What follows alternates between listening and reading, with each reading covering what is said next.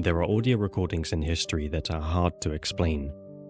Audio so unusual they seem to blur the line between reality and fiction. One such moment took place in December 1980, deep within Rendlesham Forest in Suffolk, England. Military personnel stationed at nearby bases reported seeing strange lights, hearing odd sounds, and experiencing something so unexplainable that it produced the most bizarre and unsettling audio recordings in history. The encounter left experienced military personnel questioning everything they believed to be true. Is this proof that we are truly not alone? Today, we'll explore the events that have come to be known as Britain's Roswell, the Rendlesham Forest incident, the most compelling piece of extraterrestrial evidence in history. Lieutenant Colonel Charles Holt was the deputy base commander at RAF Bentwaters, one of the largest and most strategically important US Air Force bases in Europe during the Cold War. A man of discipline and order, Holt had spent his career in the military, ensuring that the base operated efficiently and securely. But on the night of December 27, 1980, he went from a military officer to a man chasing the unknown. 2 nights prior, on December 26th, security personnel at the base had reported strange lights descending into the nearby Rendlesham Forest.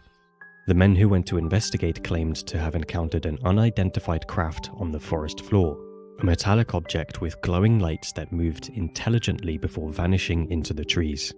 Despite their shaken testimonies, the official explanation dismissed the sightings as misidentified lights from the Orford Ness Lighthouse. Case closed. Or so they thought. But then, on December 27th, the lights returned. This time, Lieutenant Colonel Holt decided to investigate himself, determined to get to the bottom of the mystery and put an end to the growing speculation among his men. He grabbed a handheld Lanier micro cassette recorder, a small device he often carried for taking notes. What he documented that night would go down as one of the most compelling pieces of real-time evidence of a possible UFO encounter.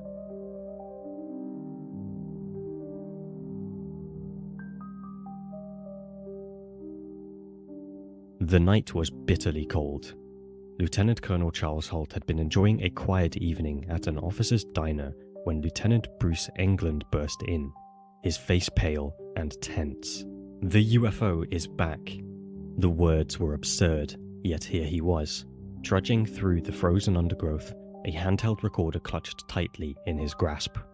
Holt assumed this would be nothing more than an exercise in disproving hysteria, but as the forest swallowed them whole, the night would prove them wrong. England led the way, his breath curling in the frigid air. He had been the first to point out the flashing light, the very thing that had pulled Holt from the safety of the base. Yet, despite his role in these events, England has never spoken publicly about that night. Following close behind was Sergeant Monroe Nevels, a chemical defense instructor in disaster preparedness. He wasn't a nuclear specialist, but tonight, he operated the Geiger counter, measuring radiation near the site. His uncertainty and lack of experience with the equipment would become apparent in the recordings. Another airman, Sergeant Bobby Ball, known simply as Bob on the tape, was also present, though his role was limited to brief exchanges. Together, these men, Holt, England, Nevels, and Ball, would become the core witnesses to one of the most mysterious UFO counters in modern history. The men arrived at a clearing where earlier reports had described strange indentations in the ground. Their breath came out in quick, visible puffs as they examined the scene. 150 feet or more from the initial, I should say, suspected impact point. Having a lift car, we can't get the light on to work. Seems to be some kind of mechanical problem. Let's send it back and get another light.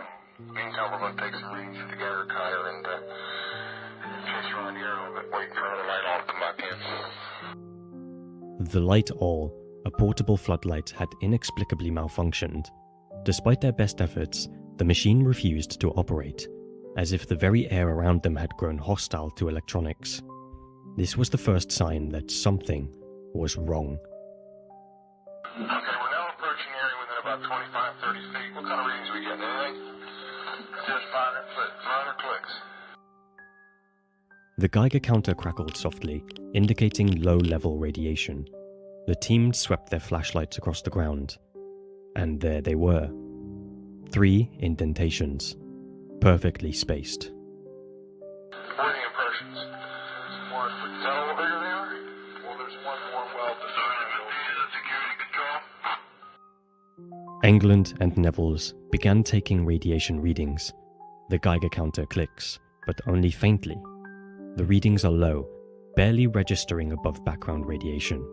Holt's memo later claims that these levels were significantly higher, but the original tape contradicts this. They move to the center of the triangle indentations, and the needle on the meter jumps slightly higher, Neville reports. In reality, this is not a dangerous level, nowhere near what would be expected from a craft capable of interstellar travel. Then, something unexpected. The team inspects the surrounding trees and finds abrasions on the bark. Holt notes. I can see that. Well, that's kind of funny. You're right about the abrasion. I've never seen a tree never seen a pine tree that's been damaged react that fast. As the investigation continued, the men turned their attention to the surrounding trees. A specialized starlight scope, designed to detect heat signatures, revealed something unsettling. You're getting a definite heat reflection off the tree, about 3 to 4 feet off the ground? Yes, where the spot is. Same place where the spot is, we're getting the heat. The bark was scorched with heat. Something had brushed against these trees, something that had left an invisible but undeniable trace. And it wasn't just one tree. 3 trees in the area, immediately adjacent to the site, within 10 feet of the suspected landing site, were picking up heat reflection off the trees. Whatever had landed here had left its mark on the forest itself. Then, as they examined the trees, something moved in the distance. You just saw a light where? Wait, no, slow down. Where? Right in this position here, straight ahead, in between the tree. There it is again. Watch, straight ahead off my flashlight there. So there it is. The red light hovered. It pulsed. It seemed like it was watching them. Hey, I see it too. What is it? We don't know, sir. Then, it vanished, only to reappear seconds later. The light is gone now. It was approximately 120 degrees from the site. Is it back again? Yes, sir. This wasn't a lighthouse. This wasn't a star. This was something else they can't explain. Then, the unthinkable happened. It's coming this way. It is definitely coming this way. The red light moved. It wasn't just an object in the distance. It knew they were there, and it was coming for them. Pieces of it are shooting off. There is no doubt about it. This is weird. To the left. Yeah, definitely moving. Two lights. One light to the front, okay. One light to the left. Keep the flashlights off. There's something very, very strange. Keep the headset on. See if it gets any stronger. Okay. Then, as Holt raised the starlight scope, he saw it clearly. Okay, we're looking at the thing. We're probably about 200 to 300 yards away. It looks like an eye winking at you. It's still moving from side to side. And when you put the star scope on it, it sort of has a hollow center, a dark center. It's like a pupil of an eye looking at you and winking. And the flash is so bright through the star scope that it almost burns your eye. The men stood frozen. This threat does not seem of this world. Their weapons were useless. The object to the south is still beaming down lights to the ground. A shaft of light pierces the darkness, its focus unwavering. Unlike the earlier flashes, this beam is different. It's not flickering, not moving erratically. It seemed like it was targeted. The men stare in stunned silence as the beam remains fixed on the ground below. They have spent the night chasing lights, but this is the first time the lights have come to them. Neville grips his Geiger counter. It's clicking rapid and uneven. Then, another light appears. This time, it is directed at RAF Woodbridge itself. 0400 hours, one object still hovering over Woodbridge base at about 5 to 10 degrees off the horizon, still moving erratic and similar lights and beaming down as earlier. The beam has shifted. It is no longer scanning the trees. It is no longer illuminating the ground. It is focused on the base. What is it looking for? Holt's breath is visible in the frigid air. They are being observed. Neville tightens his grip on the Geiger counter. England watches as the light grows stronger. The object does not move away. It hovers, pulsing, sending beams of energy down onto the base. And then, it retracts. For the first time, Holt seems genuinely disturbed. They were not just investigating this unknown intruder. The UFO seemed like it was there to observe them. The recording ends. The Rendlesham Forest incident has been picked apart, analysed, and debated for over 4 decades. But as we unravel the events of that December night, one question remains. What did these men actually experience? The radiation levels recorded that night were often cited as proof of the landing, evidence that something left a trace in the soil. But the truth is far less extraordinary. The highest recorded radiation level, 0.1 milliroentgens per hour, barely above background levels. The Geiger counter readings were inconsistent, fluctuating without a clear pattern. The device itself, a high-range AN/PDR-27 meter, was not designed for detecting low radiation levels in environmental settings. Even the instrument manufacturers later confirmed the readings were of little or no significance. Photographs taken at the scene show shallow impressions in the forest floor, marks that local foresters and police dismissed as nothing more than rabbit diggings. The soil, covered in pine needles, was loose and easily disturbed. Even Lieutenant Colonel Holt, upon first seeing them, was underwhelmed. On the tape, his voice laced with doubt. Where are the impressions? Is that all the bigger they are? The dimensions of these so-called landing marks raise even more questions. Each indentation only measured roughly 1.5 inches deep and 7 inches across. If this was the landing site of an advanced aircraft, why were the marks so small? Would a structured vehicle from beyond our world rest on legs no larger than a human handprint? Experts suggest that these indentations closely resemble common rabbit diggings, burrow attempts left behind by wildlife. Similar marks can be found all across the forest floor, leading to the question, were the airmen unknowingly looking for something and simply found what they needed to confirm their fears? And then there were the trees. Holt's men reported strange abrasions on the bark. Some believed them to be scorch marks, proof of something descending from above. But foresters later revealed a simpler explanation. These marks weren't new. They were made by axes, symbols carved into the trees, marking them for felling. Yet, those who were there remain unconvinced. One of the most intriguing details from the tape is the precise timing of the flashing light. Every 5 seconds. Coincidentally, the Orford Ness Lighthouse, just beyond the forest, flashes at the exact same interval. But was it truly just a coincidence? Or was something more at play? Why didn't Holt and his men recognize it for what it was? Perhaps the slight discrepancy in bearing, about 10 degrees, was enough to create doubt. The dense trees distorted the horizon, making the light seem closer, more erratic. And in the tension of that moment, could their expectations have shaped their perception, turning an ordinary beacon into something unexplainable? The lighthouse theory provides a compelling explanation. On paper, it adds up. And then there were the lights in the sky. The mysterious objects Holt recorded. Erratic movements, sudden bursts of light, beams stretching toward the ground. But what were they really? 2 of the objects hovered exactly where Deneb and Vega would have been that night. 2 of the brightest stars, low on the horizon. The luminous object to the south? Sirius, the most brilliant star in the night sky, notorious for distorting under atmospheric conditions. Could the so-called beams have been nothing more than an illusion, a trick of the eye caused by the way starlight bends and flickers through shifting air?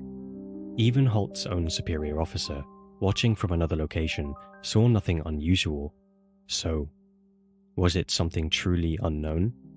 Or was the night sky itself playing tricks? If everything that happened that night had a logical explanation, Why did it become one of the most infamous UFO cases in history? Was it truly a case of misidentification? Or was there something the military didn't want the world to know?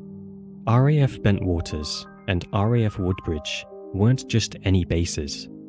They stored nuclear weapons. High security, high stakes. The kind of place where strange things happen and are never spoken of again. Was this a classified test? A psychological experiment to see how soldiers react to the unknown? Or did they witness something they were never meant to see? The official report dismissed it all. Misidentified stars, a distant lighthouse. But the more they denied, the more the questions grew. Later, Lieutenant Colonel Charles Holt documented that night in an official memo titled Unexplained Lights, addressed to the UK Ministry of Defence. Written on January 13th, 1981, over 2 weeks after the incident, the memo aimed to summarise what he and his men had witnessed in the early hours of December 27th. In his own words, Holt described how it all began. Early in the morning of 27 December 80, approximately 0300 hours, 2 USAF security police patrolmen saw unusual lights outside the back gate at RAF Woodbridge. Thinking an aircraft might have crashed or been forced down, they called for permission to go outside the gate to investigate. The individuals reported seeing a strange glowing object in the forest. The object was described as being metallic in appearance and triangular in shape. Holt described what he saw as a red sun-like light was seen through the trees. It moved about and pulsed. At one point, it appeared to throw off glowing particles and then broke into 5 separate white objects and then disappeared. But as we examine this memo, discrepancies begin to emerge. First, the dates are incorrect. The first sighting had happened on December 26th, not December 27th. And the events Holt described on December 29 actually took place on December 28th. Was this a simple mistake? Or did recalling the event weeks later distort the timeline? Then, there's the radiation readings. Holt wrote, Beta/gamma readings of 0.1 millirogens were recorded with the peak readings in the 3 depressions and near the center of the triangle formed by the depressions. Yet, his real-time recording from that night contradicts this. On the tape, Holt and his men described only minor fluctuations with readings that never exceeded normal background radiation. Radiation experts later confirmed that the equipment they used was not designed for environmental monitoring and that the readings were insignificant. Yet, despite these contradictions, no official investigation was ever conducted. The US government discarded Holt's memo, considering it insignificant. It only became public due to a Freedom of Information Act requested in 1983. Many believe there is a rational explanation. But then, why does Holt still insist otherwise? He maintains that what he saw was real, that the truth has been buried. So the question remains, did Holt truly witness something extraterrestrial? Or was there something else at play? Something the military never intended the world to know?